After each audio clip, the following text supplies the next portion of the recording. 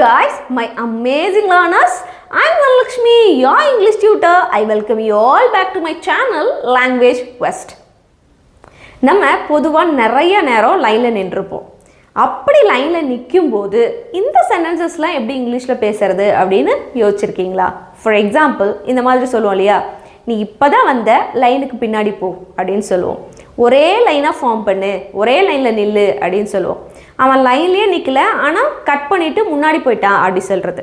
இல்லனா லைன் வந்து இன்னும் 1 கிலோமீட்டர் கன்சைட் இருக்கு. எப்படி எவ்வளவு லைன் இருக்கு அப்படி கேக்கும்போது இன்னும் அது இருக்கு, இன்னும் 1 கிலோமீட்டர் கன்சைட் இருக்கு அப்படி சொல்லுவோம். சோ இந்த மாதிரியான சென்டென்சஸ் எப்படி இங்கிலீஷ்ல பேசுறது அப்படினு யோசிச்சிருப்போம்.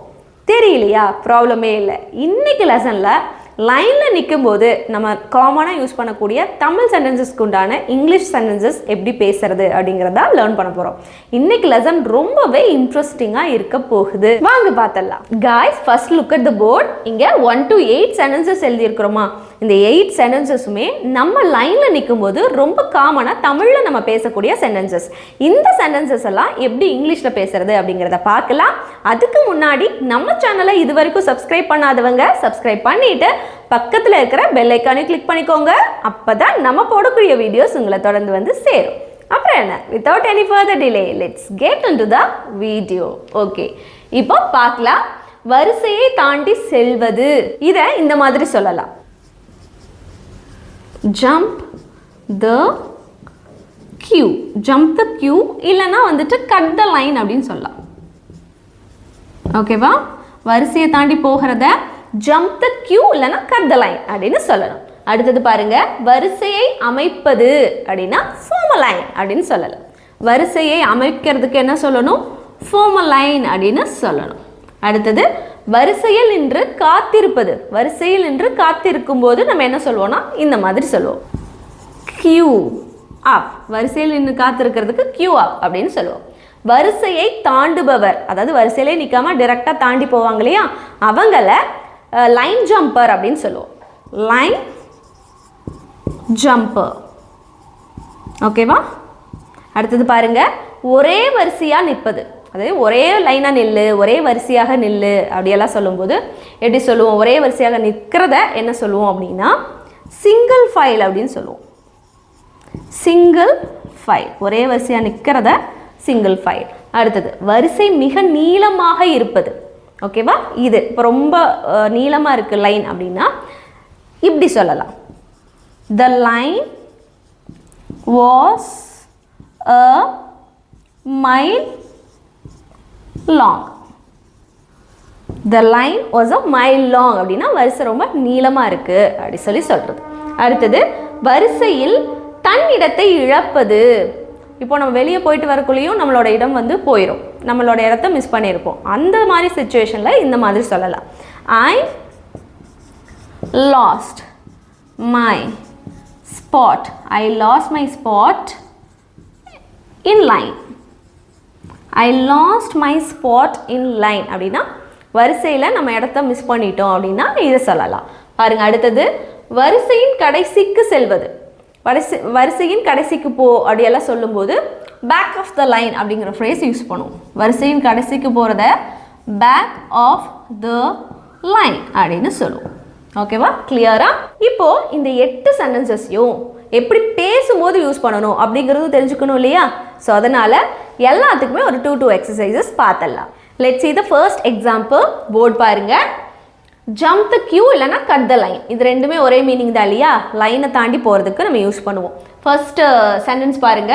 அவன் நேராக வரிசையை தாண்டி சென்றான். நேராக வரிசையை தாண்டி சென்றான், போயிட்டான், வரிசையை தாண்டி போயிட்டான் அப்படி சொல்கிறதுக்கு அவன் he நேராக வரிசையை தாண்டி சென்றான். he just அப்படிங்கிறத போடணும். he just cut the line அப்படிங்கிறத போட்டுக்கலாம். he just jump the queueனு போடலாம். நமக்கு ரெண்டுமே யூஸ் பண்ணலாம் இல்லையா? அதனால cut the line அப்படிங்கிறத யூஸ் பண்ணுறேன். he just cut the line அப்படின்னா நேராக லைனை தாண்டி போயிட்டான் அப்படி சொல்கிறது. அடுத்தது வரிசையை தாண்டாதே. வரிசையை தாண்டாதே அப்படின்னா ரொம்ப ஈஸி. பாருங்க, தாண்டாதே அப்படி சொல்கிறோம் இல்லையா? அதனால don't. இப்போ இது யூஸ் பண்ணிக்கலாம். don't jump the queue. இந்த இடத்துல நீங்கள் என்ன பண்ணலாம்? don't cut the line அப்படின்னு சொல்லலாம். ஓகேவா? ரெண்டையுமே நம்ம யூஸ் பண்ணிக்கலாம். நான் இங்கே ஜம்ப் த கியூ அப்படிங்கிறத எழுதியிருக்கேன். Don't jump the queue. அடுத்தது தேர்ட் ஒன் பாருங்க. அவன் வரிசையை தாண்ட முயன்றான். அவன் வந்து வரிசையை தாண்டறதுக்கு ட்ரை பண்ணான் அப்படி சொல்லியிருக்கிறோம். ஸோ இது இன்னைக்கு உங்களுக்கான ஹோம்ஒர்க். இதை நீங்கள் எனக்கு காமெண்ட்டில் எப்படி இங்கிலீஷில் பேசணும் அப்படின்னு சொல்லணும். ஓகேவா? Next one formal line. இதுக்கு சில சென்டென்சஸ் பார்த்தலாம். ஃபர்ஸ்ட் ஒன் பாருங்க. ஃபார்மல் லைன் அப்படிங்கிறது என்னது? வரிசையை அமைக்கிறது இல்லையா? சரி. ஃபர்ஸ்ட் ஒன், மாணவர்கள் உள்ளே செல்லும் முன் வரிசையை அமைத்தனர். மாணவர்கள் உள்ளே செல்றதுக்கு முன்னாடி வரிசையை ஃபார்ம் பண்ணாங்க அப்படி சொல்லியிருக்கிறோமா? ஸோ இதை மாணவர்கள்னா ஸ்டூடெண்ட்ஸ் ஃபார்ம்டு அமைத்தனர் அப்படின்னு பாஸ்ட் டென்ஸில் சொல்லியிருக்கிறனால ஃபார்ம்ட் அ லைன் பிஃபோர், உள்ளே போகிறதுக்கு முன்னாடி இல்லையா? உள்ளே போகிறதுக்கு முன் அப்படி சொன்னனால பிஃபோர் என்டரிங், உள்ளே போகிறத என்டரிங்னு இங்கே மென்ஷன் பண்ணுறோம். ஓகேவா? ரீட் பண்ணுங்கள். Students formed a line before entering. Okay. Second one, அனைவரும் வெளியே வரிசை அமைத்து நின்றனர். எல்லாரும் வெளியே வந்து வரிசை அமைத்து நின்றனர் அப்படி சொல்லியிருக்கிறோம். ஸோ இதை அனைவரும் அப்படின்னா everyone formed. வரிசை அமைக்கிறதுக்கு என்ன? formed a line. everyone formed a line. வெளியே அப்படின்னா outside. ஓகே, ரீட் பண்ணுங்க. everyone formed a line outside அப்படின்னு சொல்லியிருக்கிறோம். லாஸ்ட் ஒன், கவுண்டரில் வரிசையை அமைத்து நிற்கவும் அப்படின்னு சொல்கிறோமா? இதை நீங்கள் தான் எனக்கு ஹோம்ஒர்க்கை எடுத்து காமெண்ட்டில் சொல்லணும். நெக்ஸ்ட் ஒன் பாருங்க. queue up. queue up அப்படின்னா நம்ம என்ன சொல்லியிருக்கிறோம்? வரிசையில் நின்று காத்திருக்கிறத வந்து queue up அப்படின்னு சொல்லுவோம் இல்லையா? ஸோ இதை சென்டென்சஸில் எப்படி யூஸ் பண்ணுறது அப்படிங்கிறத பார்க்கலாம். ஃபர்ஸ்ட் ஒன், மக்கள் டிக்கெட்டுகளுக்காக வரிசையில் காத்திருந்தனர். டிக்கெட் வாங்குறதுக்காக வரிசையில் வந்து அவங்க வெயிட் பண்ணி வாங்கினாங்க அப்படி சொல்லியிருக்கிறோம். ஸோ இதை மக்கள் பீப்புள், ஓகேவா? இந்த வரிசையில் காத்திருந்தனர் சொல்கிறோம் இல்லையா? இதை காத்திருந்தாங்க பாஸ்ட் டென்ஸ். அப்போ queued up. people queued up for எதுக்கு? டிக்கெட்ஸ்களுக்காக. for tickets. ஓகேவா? people queued up for tickets அப்படின்னு சொல்லணும். நெக்ஸ்ட் ஒன், அவர்கள் மழையில் வரிசையில் காத்திருந்தனர். அவர்கள் மழையில் கூட வரிசையில் காத்திருந்தாங்க அப்படி சொல்றதுக்கு அவர்கள் they queued up மழையில் இல்லையா? ஸோ இந்த rain, அவ்வளோதான். they queued up in the rain அப்படின்னு சொல்லணும். நெக்ஸ்ட் ஒன், நாங்கள் பஸ்ஸுக்காக வரிசையில் காத்திருந்தோம். இது யார் பண்ணணும்? எக்ஸாக்ட்லி நீங்கள் தான் பண்ண போகிறீங்க. அடுத்தது லைன் ஜம்பர். லைன் ஜம்பர்னா என்னது? லைனை தாண்டி போகிறவங்கள தான் லைன் ஜம்பர் அப்படின்னு சொல்கிறோம். லைனில் நிற்காம தாண்டி நேராக உள்ளே போகணும்னு நினைக்கிறாங்க இல்லையா? அவங்கள தான் லைன் ஜம்பர்னு சொல்கிறோம். ஸோ ஃபர்ஸ்ட் ஒன் பாருங்கள். வரிசையை தாண்டிய நபர் பின்னால் அனுப்பப்பட்டார். வரிசையை தாண்டின நபர் பின்னால் அனுப்பப்பட்டார். ஸோ இதை வரிசையை தாண்டிய நபர், இதை வந்து the line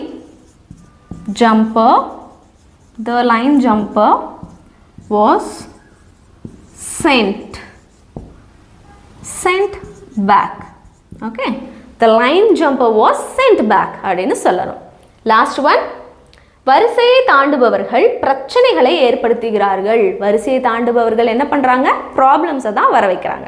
ஸோ இதை வரிசையை தாண்டுபவர்கள் அப்படின்னா line jumpers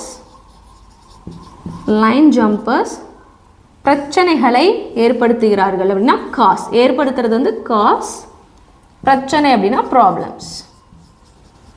causes problems. Line jumpers causes problems அப்படின்னு சொல்லலாம். தேர்ட் ஒன் பாருங்க. வரிசை தாண்டுபவர்களை யாருக்கும் பிடிக்காது. வரிசை தாண்டுபவர்களை யாருக்கும் பிடிக்காது. இதை வந்து நீங்கள் தான் எனக்கு எப்படி இங்கிலீஷில் பேசணும் அப்படிங்கிறத காமெண்ட்டில் சொல்ல போகிறீங்க. நெக்ஸ்ட் ஒன், சிங்கிள் ஃபைல் அப்படின்னா என்ன? ஒரே வரிசையாக போகிறது தான் சிங்கிள் ஃபைல் அப்படின்னு சொல்லுவோம் இல்லையா? சரி, சென்டென்ஸ் பாருங்கள். ஒரே வரிசையில் நடக்கவும் அப்படின்னு சொல்லியிருக்கிறோம். இதை நடக்கவும் அப்படி சொல்லியிருக்கிறோம் இல்லையா? அதனால் வாக் இன், ஒரே வரிசையில் அப்படின்னா single file. Okay, walk in single file. அடுத்தது குழந்தைகள் ஒரே வரிசையாக நகர்ந்தனர். குழந்தைகள் ஒரே வரிசையாக நகர்ந்தனர். ஸோ இதை குழந்தைகள் அப்படிங்கும்போது சில்ட்ரன். இந்த இடத்துல சில்ட்ரன்ஸ் அப்படின்னு போடக்கூடாது. சில்ட்ரன் அப்படின்னாலே ப்ளூரல் தான். குழந்தைகளை தான் சில்ட்ரன்னு சொல்லுவோம். ஓகேவா? ஸோ குழந்தைகள் சில்ட்ரன். நகர்ந்தனர் மூவ்டு. சில்ட்ரன் மூவ்ட் இன் எப்படி? ஒரே வரிசையில் இல்லையா? இன் single file. Children moved in single file அப்படின்னு சொல்லியிருக்கிறோம். தேர்ட் ஒன், ஒரே வரிசையாக இருங்கள் அப்படின்னு சொல்கிறோம். ஒரே வரிசையாக இருங்க அப்படின்னு என்ன? இருங்கள் அப்படின்னா ஸ்டேன்னு வச்சுக்கோங்க. ஸோ இதை நீங்கள் ஹோம்ஒர்க்காக எடுத்துகிட்டு பண்ண போகிறீங்க. Next one, the line was a mile long. இதோட மீனிங் என்ன? லைன் வந்து ரொம்ப தூரத்துக்கு இருக்குது, ரொம்ப நீளமாக இருக்குது அப்படின்னா இந்த ஃப்ரேஸ் யூஸ் பண்ணுவோம். ஓகேவா? சென்டென்ஸில் பார்க்கலாம். நான் காத்திருக்கவில்லை ஏனென்றால் வரிசை நீளமாக இருந்தது. நான் காத்திருக்கலாம், வெயிட் பண்ணல, ஏன்னா லைன் வந்து ரொம்ப நீளமாக இருந்தது அப்படின்னு சொல்கிறோம். ஸோ இதை நான் காத்திருக்கவில்லை அப்படின்னா I didn't wait. I didn't wait ஏனென்றால் பிகாஸ் வரிசை நீளமாக இருந்தது அப்படின்னா the line was a mile long. The line was a mile long அப்படின்னா வரிசை வந்து நீளமாக இருந்தது அப்படின்னு சொல்கிறது. அடுத்தது ரீட் பண்ணுங்க. I didn't wait because the line was a mile long அப்படின்னு சொல்லணும். செகண்ட் ஒன், கடை திறப்பதற்கு முன்பே வரிசை நீளமாக இருந்தது. கடை திறக்கிறதுக்கு முன்னாடியே வரிசை எப்படி இருந்தது? ரொம்ப நீளமாக இருந்தது இப்படின்னு சொல்கிறதுக்கு பாருங்க. The line was a mile long. The line was a mile long. Even கடை திறப்பதற்கு முன்பே அப்படி சொல்கிறோம் இல்லையா? So even before the shop. கடை திறப்பதற்கு முன்பே. Even before the shop opened. Okay, read பண்ணுங்க.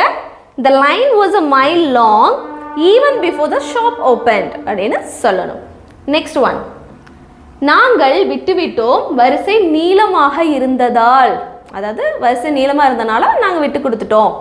நாங்கள் வந்து அப்போ ஏதோ ஒரு விஷயம் பண்ணலை அப்படின்னு சொல்கிறோம். விட்டு கொடுத்துட்டோம், நாங்கள் அதை செய்யலை அப்படிங்கிற மாதிரி சொல்கிறோம். ஓகேவா? ஸோ இதை நீங்கள் தான் விட்டு கொடுக்கறதுக்கு என்ன கிவ் அப்னு சொல்லுவோம் இல்லையா? ஸோ கிவ் அப் யூஸ் பண்ணி எப்படி வந்து இந்த ஃப்ரேஸ் யூஸ் பண்ணி சொல்கிறது அப்படிங்கிறத காமெண்ட்டில் நீங்கள் சொல்லுங்கள். அடுத்தது, ஐ last my spot in line அப்படின்னு என்ன? என்னோட இடத்த வந்து லைனில் மிஸ் பண்ணிட்டேன் அப்படின்னு அர்த்தம் இல்லையா? சரி, இதை எப்படி சென்டென்ஸில் யூஸ் பண்ணலாங்கிறத பாருங்கள். வெளியே சென்ற பின் வரிசையில் என் இடம் போய்விட்டது. வெளியே சென்ற பின், வெளியே போனதுக்கப்புறம் எனக்கு வரிசையில் என்னோட இடத்த மிஸ் பண்ணிட்டேன், போயிடுச்சு, என்னோட இடத்த நான் விட்டுட்டேன் அப்படி சொல்கிறது. ஸோ இதை பாருங்கள். என் இடம் போய்விட்டது. ஐ last my spot in line after. வெளியே சென்ற பின் அப்படின்னா after going out. ஓகேவா? I lost my spot in line after going out அப்படின்னு சொல்லியிருக்கிறோம். அடுத்தது, வெளியே செல்லாதே இடத்தை இழந்து விடுவாய். வெளியே போகாத இடத்தை நீ வந்து இடத்தை என்ன பண்ணிடுவ? மிஸ் பண்ணிடுவ, உன் இடம் போயிடும் அப்படி சொல்கிறோம். ஸோ இதை எப்படி எழுதுறது? வெளியே செல்லாதே, don't leave. Don't leave. ஏன்னா இது வந்து இடத்தை இழந்து விடுவாய் அப்படின்னு சொல்லி இன்னும் அவங்க நடக்கலை, இது இழந்து விடுவாய் ஃப்யூச்சரில் சொல்லியிருக்கிறோம். ஸோ அதனால் இங்கே எப்படி எழுதணும்னா யூ வில் லூஸ். லூஸ்னா என்ன? லாஸ்ட் அப்படிங்கிறது பாஸ்ட் டென்ஸ், verb 2. லூஸ் அப்படிங்கிறது லாஸ்ட்டோட verb 1. நம்ம எப்போவுமே ஃப்யூச்சர் டென்ஸில் வில் யூஸ் பண்ணி எழுதும். வில்க்கு அப்புறம் வந்து verb 1 தான் போடும். அதனால் இங்கே போட்டிருக்கிறோம். Don't leave, you will lose your, உன்னோட இடத்துல இல்லையா? அதனால் your spot in line. Okay, read பண்ணுங்க. Don't leave, you will lose your spot in line அப்படின்னு சொல்லியிருக்கிறோம். அடுத்தது தொலைபேசியில் பேசிய போது அவள் இடத்தை இழந்தாள் அப்படின்னு சொல்கிறோமா. இதை எப்படி இங்கிலீஷில் இந்த ஃப்ரேஸ் யூஸ் பண்ணி பேசணும் அப்படிங்கிறத நீங்கள் காமெண்ட்டில் சொல்லுங்கள். ஓகேவா. அடுத்தது பேக் ஆஃப் த லைன் அப்படின்னா என்ன, லைனுக்கு பின்னாடி போ அப்படின்னு சொல்லும்போது தான் பேக் ஆஃப் த லைன் அப்படிங்கிறத யூஸ் பண்ணுவோம் இல்லையா. சரி, இந்த சென்டென்ஸ் பாருங்கள். நீ தாமதமாக வந்தாய், வரிசையின் பின்னால் செல். நீ தாமதமாக வந்தான்னா நீ லேட்டாக வந்த, பின்னாடி போ அப்படி தானே சொல்லுவோம். நீ லேட்டாக வந்திருக்க, பின்னாடி போ அப்படி சொல்லுவோம் இல்லையா. அதுதான் இது. நீ தாமதமாக வந்தாய், இதை you are late. You are late, வரிசையின் பின்னால் செல். இதை வந்து ஜஸ்ட் வந்து இப்படியே சொல்லிக்கலாம், back of the line. Back of the line இப்படி சொன்னாலே பின்னாடி போ அப்படின்னு அர்த்தம். ஓகேவா. ரீட் பண்ணுங்க. You are late, back of the line. இப்படி சொல்கிறது, நீ லேட்டு பின்னாடி போ அப்படின்னு சொல்கிறோம்ல, அதுதான் you are late back of the line அப்படின்னா பின்னாடி போ அப்படின்னு சொல்கிறது தான் லிட்ரலி. ஓகே, அடுத்தது பார்த்தலாம். Just look at the second one. ஆசிரியர் வரிசைக்கு பின்னால் செல் என்றார். ஆசிரியர் என்ன சொன்னார், வரிசைக்கு பின்னால் போ அப்படின்னு சொல்லிட்டாரு அப்படின்னு சொல்லியிருக்கிறோமா. இதை நான் பண்ண போகிறதில்ல, நீங்கள் தான் பண்ண போகிறீங்க. இங்கிலீஷில் எப்படி வரும் அப்படிங்கிறத காமெண்ட் பண்ணுங்கள். சரி, தேர்ட் ஒன். நீ லேட்டாக வந்தால் வரிசைக்கு பின்னால் தான் நிற்க வேண்டும். நீ லேட்டாக வந்தன்னா வரிசைக்கு பின்னால் தான் நிற்கணும். ஸோ இதை நீ லேட்டாக வந்தால், if you are late, if you are late வரிசைக்கு பின்னால் தான் நிற்க வேண்டும். It's back of the line. It's back of the லைன்னா பின்னாடி தான், நீ பின்னாடி தான் நிற்கணும் அப்படிங்கிறத இந்த இடத்துல மென்ஷன் பண்ணுறோம். ஓகேவா. ரீட் பண்ணுங்க. If you are late it's back of the line அப்படின்னு சொல்லணும். ஓகே, இதோட இன்னைக்கான லெசனை நம்ம சூப்பராக பார்த்து முடிச்சாச்சு. நம்ம வரிசையில் நிற்கும்போது நம்ம காமனாக தமிழில் பேசக்கூடிய சென்டென்சஸ் எல்லாமே இங்கிலீஷில் எப்படி பேசுறது அப்படிங்கிறத ரொம்ப இன்ட்ரெஸ்டிங்காக கற்றுக்கிட்டோம் இல்லையா. இது எந்த வகையில் உங்களுக்கு யூஸ்ஃபுல்லாக இருக்கும் அப்படின்னா, இதை நீங்கள் கற்றுக்கிட்டதோடு இல்லாமல் அதை டெய்லியுமே நீங்கள் யார் கூடயாவது பேசி ப்ராக்டிஸ் பண்ணும்போது தான் அது உங்களுக்கு ரியலாகவே ஒர்க் அவுட் ஆகும், யூஸ்ஃபுல்லாக இருக்கும். இதை ஞாபகம் வச்சுக்கணும். ஓகேவா. இன்றைக்கி லெசன் கண்டிப்பாக யூஸ்ஃபுல்லாக இருந்திருக்கும்னு நினைக்கிறேன். நீங்களும் அதே மாதிரியே நினச்சிங்கன்னா நீங்கள் செய்ய வேண்டிய ஒரே விஷயம், நம்ம சேனலை சப்ஸ்கிரைப் பண்ணிவிட்டு பக்கத்தில் இருக்கிற பெல் ஐக்கானையும் கிளிக் பண்ணிக்கோங்க. அப்போ தான் நம்ம போடக்கூடிய வீடியோஸ் உங்களை தொடர்ந்து வந்து சேரும். நான் உங்களை இன்னொரு யூஸ்ஃபுல்லான வீடியோவில் பார்க்குறேன். Until then, take care. Bye-bye.